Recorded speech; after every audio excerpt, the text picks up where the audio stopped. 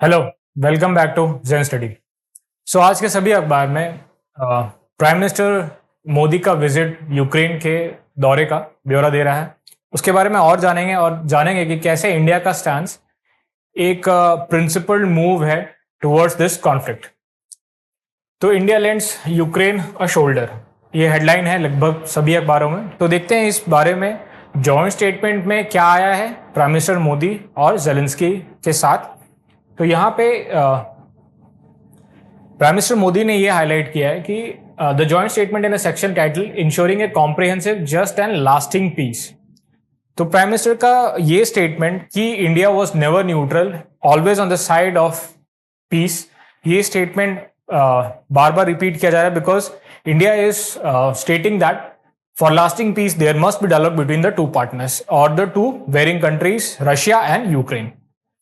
तो यहाँ पे जॉइंट स्टेटमेंट में एक बहुत इंपॉर्टेंट चीज सीखने वाला है और हमें याद करने की जरूरत है कि there should be further cooperation in upholding the principles of international law including UN charter. और यूएन चार्टर में सबसे इंपॉर्टेंट है the respect for territorial integrity and sovereignty of states. यहाँ पे जॉइंट स्टेटमेंट में ये स्टेटमेंट आने के बाद India is stating that Russia should abide by the UN Charter and should respect the territorial sovereignty and integrity of Ukraine।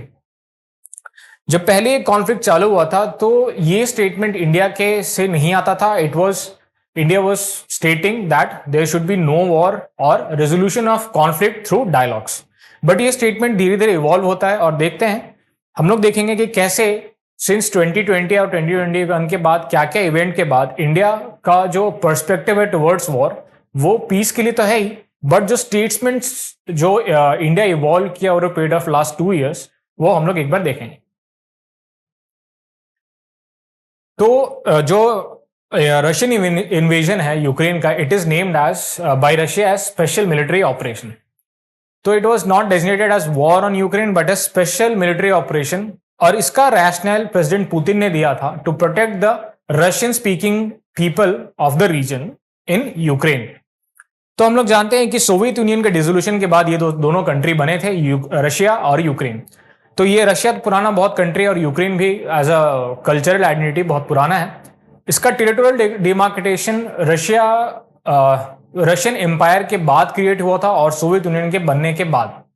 जब Soviet union dissolve होता है तो रशिया का क्रिएशन, रशिया और यूक्रेन का जो डिमार्केटेशन था वो रशियन कम्युनिस्ट जो गवर्नमेंट था उसके बेसिस पे हुआ कि रशिया के ये टेरिटरी है और कम्युनिस्ट सोवियत यूनियन का कम्युनिस्ट ब्लॉक के ये सारे कंट्री जैसे बेलारूस, यूक्रेन का ये सारे टेरिटरी सोवियत यूनियन का पार्ट है।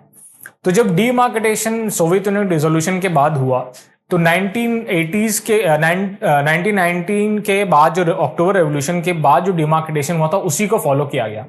तो ऐसे बहुत सारे रशियन स्पीकिंग रीजन थे जो कि यूक्रेन का हिस्सा बन गए थे बहुत सालों तक इन सोवियत यूनियन।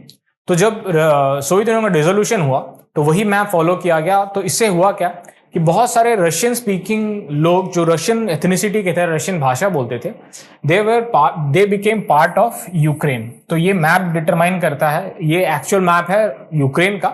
बट आप ये देखेंगे कि designation of Russian native speakers in Ukraine. तो हम लोग देखते हैं जो रशिया से पार्ट जो लगता है ईस्टर्न यूक्रेन का वो रेड मार्क्ड है और उसमें मोस्टली रशियन स्पीकिंग लोग रहते हैं। तो रशियन स्पीकर्स का ये एलिगेशन था कि उनका जो they are treated as second class citizen.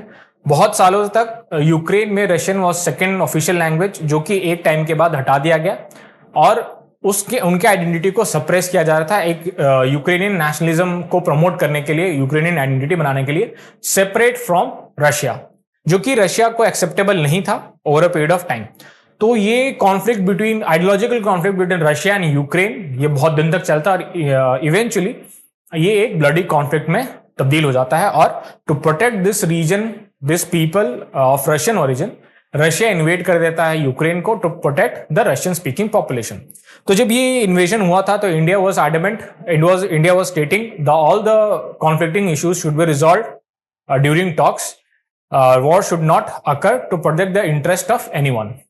और इंडिया पे ये बहुत वेस्टर्न पावर से प्रेशर दिया जा रहा था कि you should make a statement excepting that this is an invasion territorial integrity के against of Ukraine. So any international sanction to Russia would be made a law or should be made a norm because Russia has violated the UN Charter.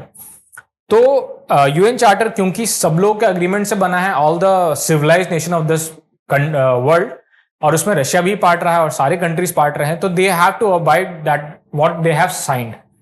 But obviously wars होते रहते हैं and they do not act the norms did that they have abided and signed in previous decades. तो यहाँ पे बहुत सालों के बाद after 2 or 3 years India has change stance. बहुत सारे बैक एंड फोर्थ डायलॉग्स हुए between India west and India Russia कि क्या अगर हम लोग इस चीज को मान ले कि टेरिटोरियल इंटीग्रिटी हार्म रशिया नहीं करेगा या फिर it will abide by the territorial integrity of Ukraine, it won't be as gruesome, और जो फ्रेंड रिलेशन है between India and Russia, it will be upturned by accepting this norm. तो diplomatic channels में ये बार बार बोली जा रही थी, इवोल्यूशन हो रहा है between discussion between Russia and India for this specific purpose and in fact India and the west, because हम लोगों ने 2 G20 समिट देख लिया है और इन दोनों में एक में इंडिया का प्रेसिडेंसी रहा है. तो इससे पहले वाले प्रेसिडेंसी में जो बाली में हुआ था उसमें यूक्रेन के वॉर का नोमेनक्लेचर बहुत डिफरेंट था और इंडिया वाले में इट वाज वेरी डिफरेंट. तो हम लोग ये देखते हैं कि जो कंसेंसस बिल्ड हो रहा है between India, the west and Russia, ये बहुत एक प्रोग्रेसिव प्रोसेस है. But Russia as a strong nation, as a nuclear power, as a second most strongest military in the world, won't back down to any influence it has on its neighbors. So it will protect its interest, it will protect the Russian speaking population of Ukraine. So India ka evolution would point towards that कि there will be considerable change towards a Ukrainian attitude towards the Russian speaking population in Ukraine, and Russia will abide by the territorial integrity of Ukraine. अब next statement जो important है, we are not neutral and we are for peace. ये statement है prime minister Modi का, जो मैंने पहले बताया कि टेरिटोरियल इंटीग्रिटी की बात ही has spoken and presented a joint statement publicly, और इंटरनेशनल फोरम में ये बात उठेगी कि India is parroting the lines of the west, but it has evolved over a period of 2 or 3 years, and Russia is again and repeating the same thing that Ukraine has to abide by its resolution in Minsk agreement. और जो Minsk agreement था, it was a agreement between Ukraine, Russia and the European powers, और उसमें बहुत सारे Russian speakers of Ukraine के interest के बारे में बात किया गया था. तो वो भी एक डायलॉग का प्रोसेस था, but after all the dialogue between these powers have stop. तो this process of dialogue between these powers should be revived, and only way to resolve a conflict between two warring nations or two ethnicities is always and always will be dialogue, जो कि India का भी agenda है यहाँ पे. अब यहाँ पे देखते हैं कि India has gifted 4 Bhishma cubes. It has it can assist in 10 to 15 basic surgeries, और किसी भी तरह का ट्रॉमा को ये असिस्ट करने में, ट्रीट करने में हेल्प करेगा. It has all the equipments. तो ये दिखा रहा है कि in this conflict when every major power of the world is contributing by weapons, India is playing a decent role by providing humanitarian aid to Ukraine, which has seen a lot of catastrophe in its country. और यहाँ पे ही Prime Minister Modi visited a children's memorial. He placed a toy and said a prayer to the deceased children in Ukraine. और आज का front page पे एक और news है, SEBI bans Anil Ambani and 24 others from capital market and imposed a fine. तो इसका reason देखते हैं, और बहुत सिंपल सा रीजन है, एंड वी वुड नो कि हाउ एथिकल जो कॉर्पोरेट गवर्नेंस का एथिक्स पार्ट है, अगर फॉलो नहीं किया जाता है तो it harms the individual, the company and the in the largest sector, पूरे सेक्टर को इन्फ्लुएंस करता है और मे बी जो रिटेल इन्वेस्टर्स है और ऑर्डिनरी सिटीजन को भी इम्पैक्ट करता है. सो ये सेबी का ये रिपोर्ट में ये मेंशन है कि रिलायंस ग्रुप का एक कंपनी था, it was related to housing finance. तो इट इज सेड दैट कि फिक्टिशियस या फिर जो प्रोमोटर्स होते हैं कंपनी के, जो पैसा लगा के कंपनी क्रिएट करते हैं, उनकी और भी कंपनी होती है. तो हाउसिंग फाइनेंस कंपनी रिलायंस की, it would land the same people who created the company in the first place. तो इससे क्या होता था, जो एक्चुअल जो हाउसिंग फाइनेंस कंपनी था उसके जो मेन पार्टनर्स होंगे, they would given loans out of the housing companies finances. तो इससे क्या हुआ, जो कंपनीज के पास, जो कंपनीज को पैसा दिया गया, they won't perform because it was fraud amongst the company. और इवेंचुअली जो लोन दिया गया उसको परफॉर्मेंस या रिटर्न नहीं किया गया और वो लोन को एनपीए डिक्लेयर कर दिया गया. और कंपनी ने ये शो किया कि company is facing losses because it has lent out a failed loan. जो लोन दिया गया था वो फेल हो गया है. So company is not able to maintain the company. And इससे क्या हुआ, हम लोग देखते हैं कॉर्पोरेट गवर्नेंस का एक एथिक्स का एक मेजर ये फैक्टर दिखता है कि finance company is spending money or giving its money to its own people to perform something they are not allowed to legally and morally.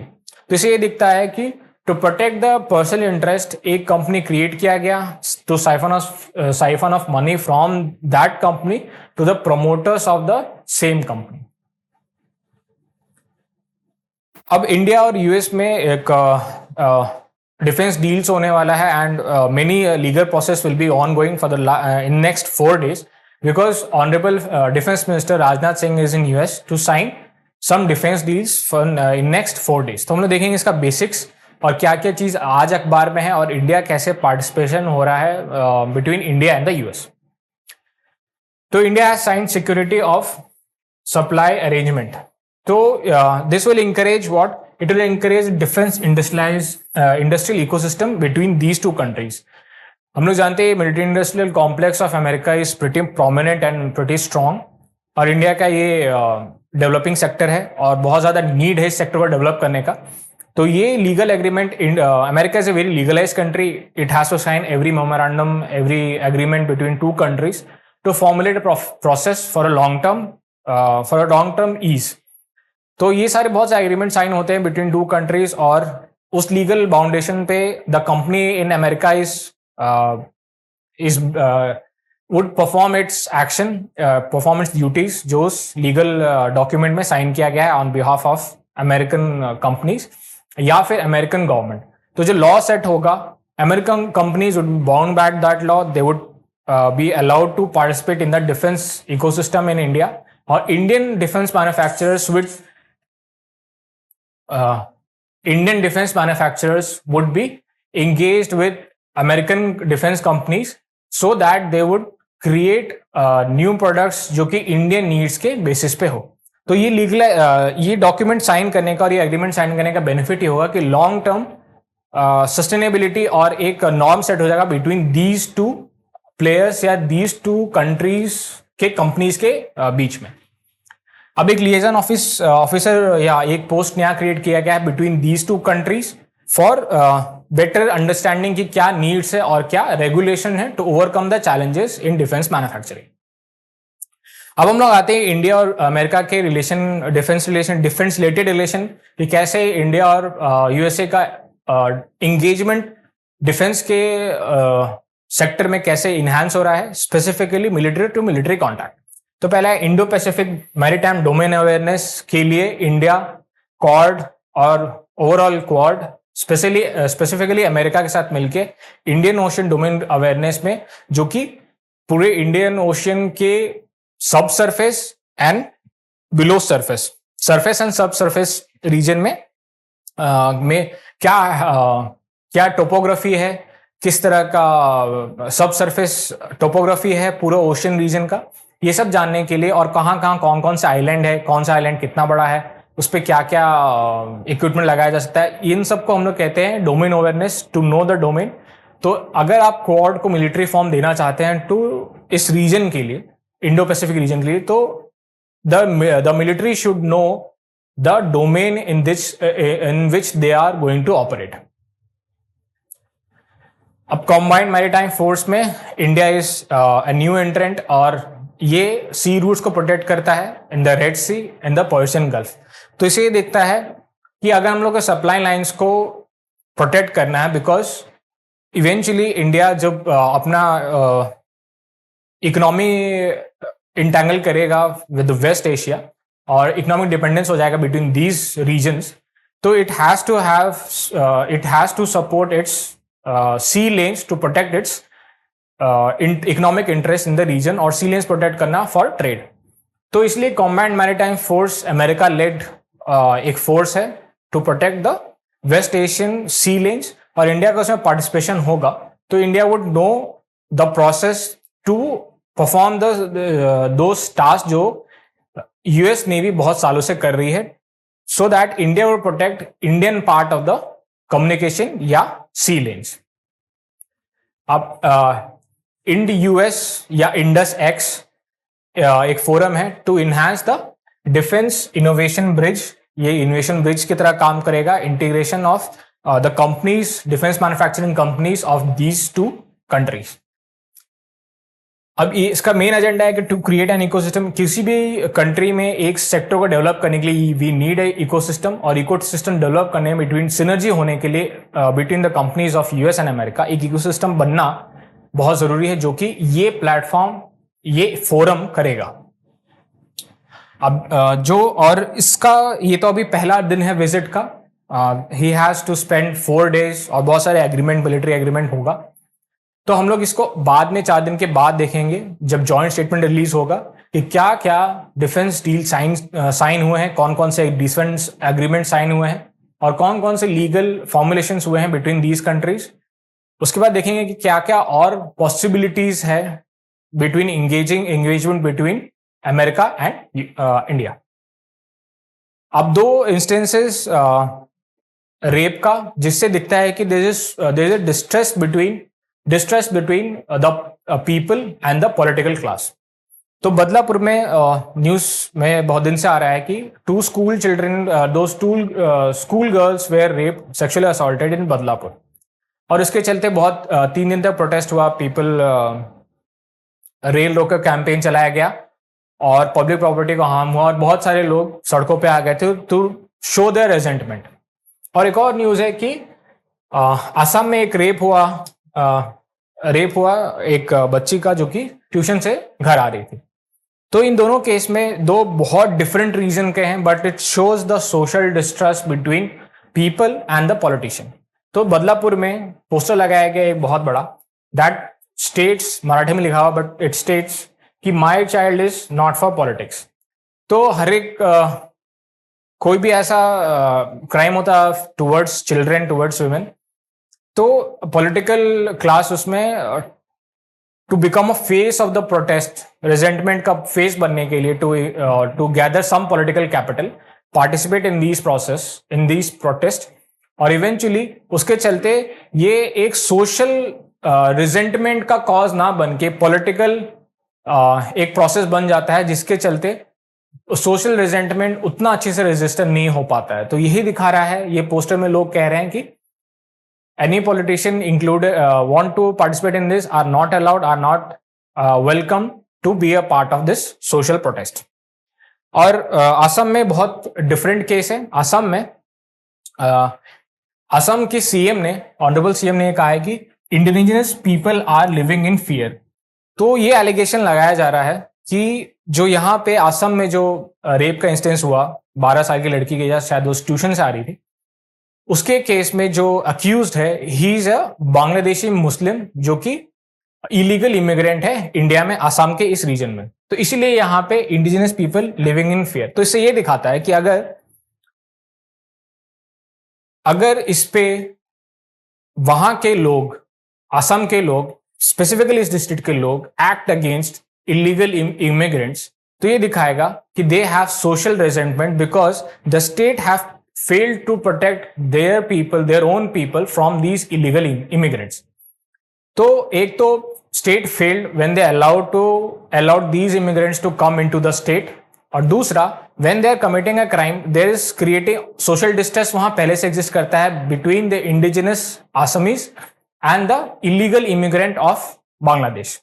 तो अगर कोई ऐसा क्राइम हो जाता है या क्राइम परपेट किया जाता है तो ये दिखाता है कि, और जो प्रोटेस्ट होता है तो ये दिखाता है कि there is a great distrust against the political class, और पॉलिटिकल क्लास हर लेवल पे फेल हुआ है, और people would resort to violence if in case indigenous people go resort to violence against the illegal Bangladeshi infiltrators, तो उस समय they would resort their violence to register distrust amongst the indigenous Assamese population and illegal Bangladeshi infiltrator and the social class and the political class who have failed in their job to protect the borders and to protect the indigenous population.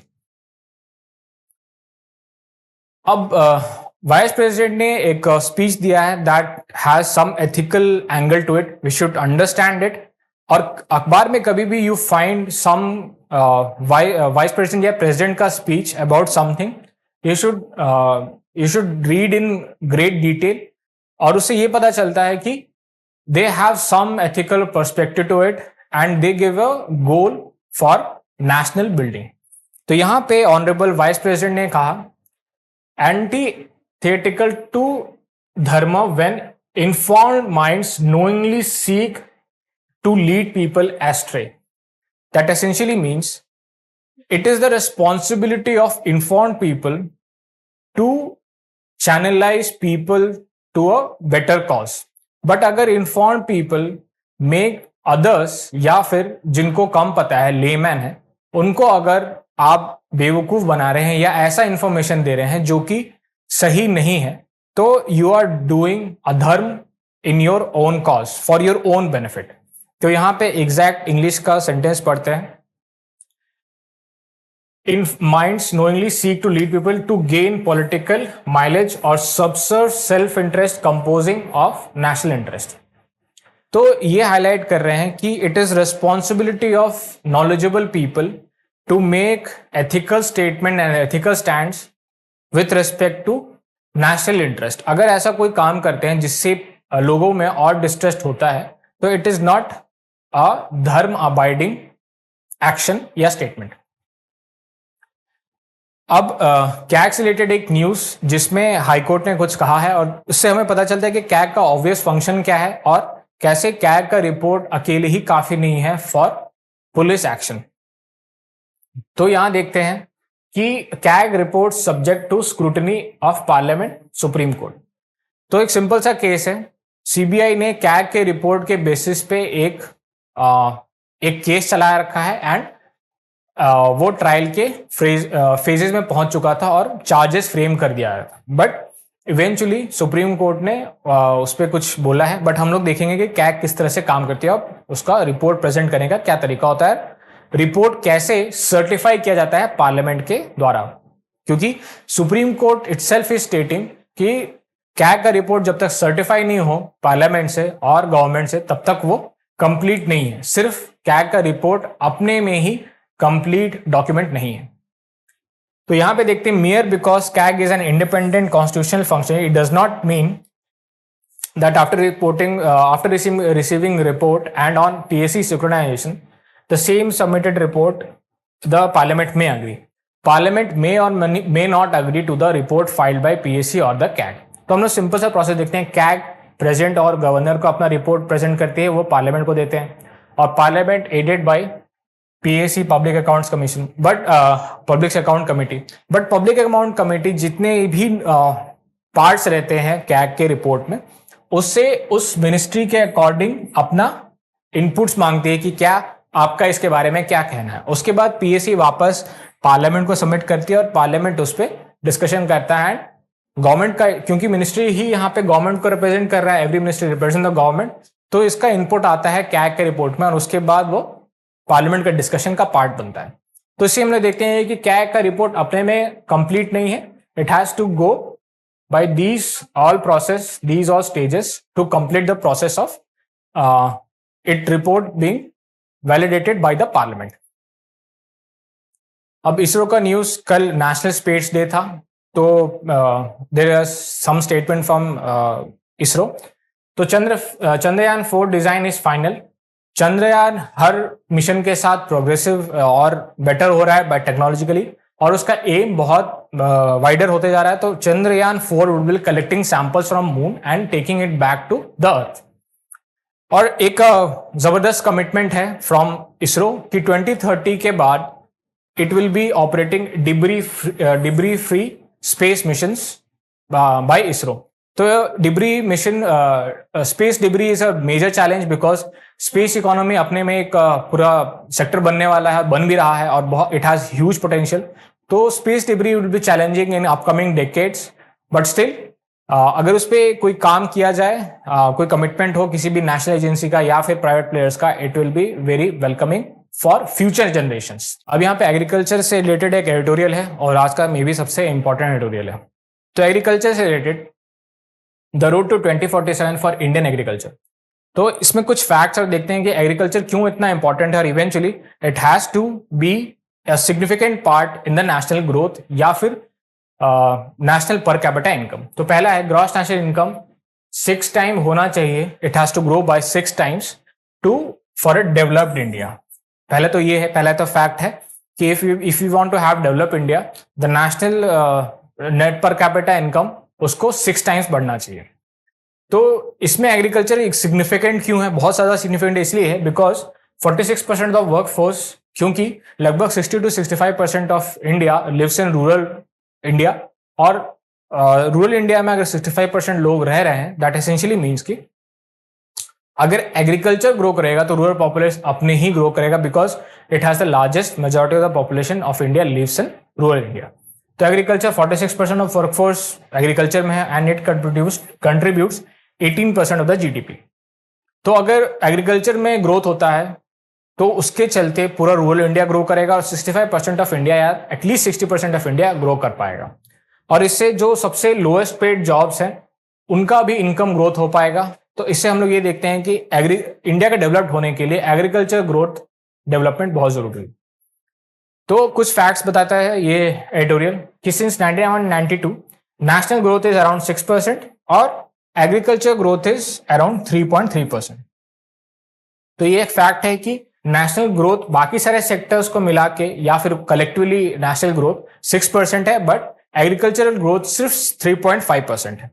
तो अगर ये equal होता या at least 5% भी होता तो it have improve this growth, because it is 18% of the GDP, और बहुत सारा वर्कफोर्स भी इंप्रूव होता, क्योंकि रूरल इनकम अगर बढ़ता है तो चीजों की डिमांड बढ़ेगी, people would want to have a better life. तो उससे मैन्युफैक्चर गुड्स का सेकेंडरी सेक्टर में जो गुड्स क्रिएट होते हैं उसका भी डिमांड रूरल इंडिया से बढ़ेगा, और it will create more jobs in the secondary sector, और उससे भी बेनिफिट होगा कि टर्शियरी सेक्टर का serving the other prior sectors, primary sector and secondary sector में टर्शियरी सेक्टर का participation to serve these two sectors will increase. अब growth forecast आगे के लिए क्या है, तो जीडीपी ग्रोथ 7.6% ग्रोथ का है फोरकास्ट है, और एग्रीकल्चर बट 1 से भी कम है। तो इट शोज कि कितना बड़ा डिस्क्रिपेंसी है बिटवीन दीज टू। तो we have to improve the growth rate of agriculture to have a better quality of life for a rural population, or demand creation from rural India that would enhance the secondary sector's participation in contribution या फिर contribution in the GDP of India. India का population 1.5% हो जाएगा, that essentially means कि would require more food to serve the existing population, and it will keep on increasing until 2060. तो ये सबसे important suggestion यहाँ पे है एडिटर जिसने लिखा है, तो rationalise food subsidy and fertiliser subsidy, और इनसे जो बचत होगा it should be redirected to research and development in the farming community या फिर एग्रीकल्चरल सेक्टर। तो सबसे बड़ा चैलेंज जो है कि अभी भी R&D में इन्वेस्टमेंट एग्रीकल्चर का बहुत कम है, and it has to enhance so that farmers income और क्वालिटी ऑफ प्रोड्यूस बढ़ पाए इंडियन कंज्यूमर्स के लिए, और volume of quality of goods for export भी बढ़ पाए, because export of agriculture market would enhance farmers income manifold, और डोमेस्टिक क्वालिटी ऑफ प्रोड्यूस बढ़ेगा तो ज्यादा न्यूट्रिशियस फूड और ज्यादा फुलफिलिंग फूड हमारे अर्बन क्लास को या इंडियन पॉपुलेशन को मिलेगा, तो उनका economic productivity and productive for themselves बहुत ज्यादा बढ़ पाएगा। और यहाँ पे एक फ्लो चार्ट है, माइंड मैप है, जिससे हम लोग देखेंगे किन किन चीजों पे ये आर्टिकल बात करता है और क्या ये सारी चीजें कितनी इंपॉर्टेंट है। तो एग्रीकल्चर इंपेरेटिव में पहला है फूड प्रोडक्शन। तो हम लोग अब फूड सफिशिएंट है, सेल्फ सफिशिएंट, बट बहुत सारे सेक्टर्स अभी भी लैक कर रहे हैं इन द एग्रीकल्चर सेक्टर, तो उनको इनहांस करना है। जैसे ऑयल सीड्स हो गया, मिलेट्स में भी बहुत सारे चांसेस है इवॉल्व करने के। शुगर बहुत ज्यादा प्रोड्यूस होता है, तो we have to rationalise the sugar production. तो दीज आर द चैलेंजेस कि फूड प्रोडक्शन को अब रैशनलाइज करने का एरा आ गया है। This is an need, this is an imperative. उसके बाद है फार्मर्स इनकम, जो कि ग्रेजुअली बढ़ रहा है बहुत, बट लिमिटेड सेक्टर्स में है। तो we have to enhance the process of farm produce, may be modern agriculture, जैसे हॉर्टिकल्चर में बहुत सारे vertical farming, soilless farming, hydroponics. It has to improve the input cost so that output cost जो income है वो बढ़ाया जा सके। तो farmers income second most important issue है। उसके बाद है फार्म मैनेजमेंट। फार्म मैनेजमेंट में आता है सॉइल मैनेजमेंट, मॉइस्चर मैनेजमेंट। तो इससे इनहैंस होगा कि अगर ये इकोलॉजी, फार्म इकोलॉजी इंप्रूव कर पाए, और प्रोडक्टिविटी यहीं से आएगी, एक तो टेक्नोलॉजी से आएगी और दूसरा सॉइल, वाटर एंड एनवायरमेंट अगर ज्यादा होगा प्रोडक्शन के लिए, तो it will enhance the quality of production and it will enhance the income of farmers, और लॉन्ग टर्म सस्टेनेबिलिटी फार्मर्स के लिए और पूरे इकोनॉमी के लिए, फार्म इकोनॉमी के लिए बहुत ज्यादा जरूरी है। उसके बाद अगला है सॉइल हेल्थ या सॉइल मैनेजमेंट।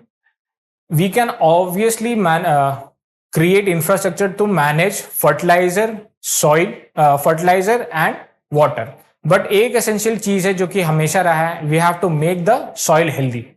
बहुत दिन तक केमिकल फार्मिंग के चलते quality of soil of Indian farms is degrading, और बहुत सारे लोग इसको केमिकल फार्मिंग ही बोलते हैं, because we are not having food grains, we are having chemicals. तो सॉइल हेल्थ को इंप्रूव करने के लिए, long term sustainability, income sustainability, production sustainability के लिए सॉइल हेल्थ को मैनेज करना बहुत जरूरी है। और यहाँ पे जो सबसे क्रिटिकल एस्पेक्ट है वो दो हाईलाइट किया गया है। एक, we have to enhance the quality of marketing, the process of marketing, और दूसरा है एग्रीकल्चर रिसर्च एंड डेवलपमेंट। अगर मार्केटिंग अच्छे से होगी तो हमारा जो प्रोड्यूस हार्वेस्ट हो रहा है वो अच्छे से मार्केट हो पाएगा, would reach to the final consumer. इससे जो फूड वेस्टेज है और फार्मर्स का इनकम है वो भी जो हैम्पर होता है वो भी हम लोग कर्टेल कर पाएंगे, कम कर पाएंगे। और दूसरा है R&D। किसी भी सेक्टर में R&D इतना इंपॉर्टेंट है, it may be as important as water in farming, because R&D से जो भी एग्जिस्टिंग चैलेंजेस है उसको आप चेंज करते हैं, चैलेंज करते हैं, ओवरकम करते हैं, और उससे better food, better processing capabilities, better reach, better quality of food और lowering of the input cost, ये सारा कुछ पॉसिबल है with research and development in agriculture. तो ये सारे इंपेरेटिव है to complete the agriculture sector for leading to 2047, because there are lot of rural population जो कि सिर्फ और सिर्फ एग्रीकल्चर इकोनॉमी में ही डिपेंडेंट है, and it is a large chunk of Indian population. तो अगर इन सारे सेक्टर्स को, इन सारे लोगों को हम असिस्ट कर पाए टू इम्प्रूव देयर इनकम, तभी हम लोग डेवलप इंडिया बना पाएंगे। So that's all for today. Thank you very much.